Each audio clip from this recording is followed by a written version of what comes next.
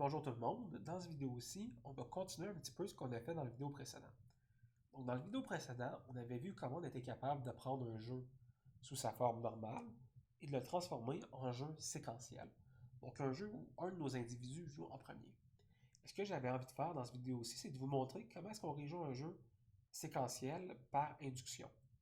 Pour faire ça, je commence par vous montrer un jeu, le dilemme du prisonnier. On l'a déjà vu, donc je vais passer quand même rapidement sur ce problème-là. Si c'est un jeu avec lequel vous n'êtes pas familier, à ce moment-là, je vous invite à aller voir dans ma série sur la théorie des jeux. Il y a une série de vidéos où on parle du dilemme du prisonnier. Donc, dans le dilemme du prisonnier, vous avez un équilibre de Nash, qui est un équilibre de confession. Et vous avez que les stratégies de mentir sont des stratégies qui sont strictement dominées. Et la question qu'on se pose, c'est la suivante. Imaginez-vous que dans mon dilemme du prisonnier, que je change un peu les règles. Le joueur 1 commence par jouer, décide s'il confesse ou s'il ment, et à ce moment-là, le joueur 2, conscient de cette décision-là, va également prendre la décision, est-ce que je confesse ou est-ce que je mens?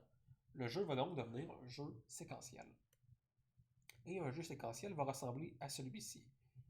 Donc, comment est-ce qu'on réjoue le jeu séquentiel?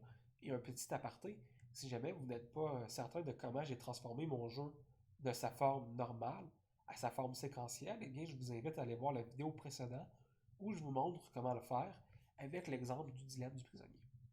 Donc, j'ai mon jeu de façon séquentielle et on va essayer de le résoudre. Donc, le raisonnement par induction, c'est de résoudre le problème par la fin. Donc, pour résoudre le problème par la fin, on va regarder le joueur 2. Le joueur 2 peut jouer dans deux nodes. Peut jouer dans l'équilibre où le joueur 1 décide de confesser ou dans l'équilibre où le joueur 1 décide de mentir. Donc, pour chacune de ces nodes, le joueur 2 va se poser la question. C'est quoi la meilleure stratégie qui s'offre à moi? Est-ce que c'est de confesser ou de mentir? Eh bien, lorsque le joueur 1 décide de confesser, qu'on se retrouve dans le premier encadré, vous avez que le joueur 2 maximise son paiement lorsqu'il décide de confesser. Vous voyez ici, son paiement est de moins 5, s'il décide de confesser. S'il décide de mentir, son paiement est de moins 10. Donc les encadrés rouges ici me donnent les paiements maximaux pour notre joueur 2. Conscient de ça, le joueur 1 se retrouve avec un jeu beaucoup plus simple. Le joueur 1 sait que s'il confesse, le joueur 2 va choisir l'option qui lui permet d'avoir un paiement de moins 5, moins 5. Inversement, si le joueur 1 décide de mentir, il est également conscient que le joueur 2 va jouer une stratégie qui lui rapporte un paiement de 0 au joueur 2 et un paiement de moins 10 pour le joueur 1. Le joueur 1 fait donc face à deux problèmes, à deux nodes. Et il va donc choisir celle qui maximise son paiement. Ça se trouve être l'équilibre où le joueur 1 confesse. Donc si je me rapporte à mon problème complet, vous avez ici le jeu sous sa forme séquentielle, eh bien vous avez que le dilemme du prisonnier, sous sa forme séquentielle, va nous apporter le même équilibre de Nash qu'on allait trouver dans la forme normale. Est-ce que c'est quelque chose qui nous surprend? Eh bien non. Parce que nos deux stratégies, en fait, notre stratégie de Nash ici, c'est une stratégie où toutes nos autres équilibres, où toutes nos autres stratégies étaient strictement dominées. Donc, peu importe que je le joue en séquence, j'aurais jamais de toute façon voulu, dévier de ma stratégie de confession, parce que justement, c'est une stratégie qui est strictement dominante. Donc, le jeu séquentiel n'assure pas forcément la coopération, et ça, c'est important à comprendre.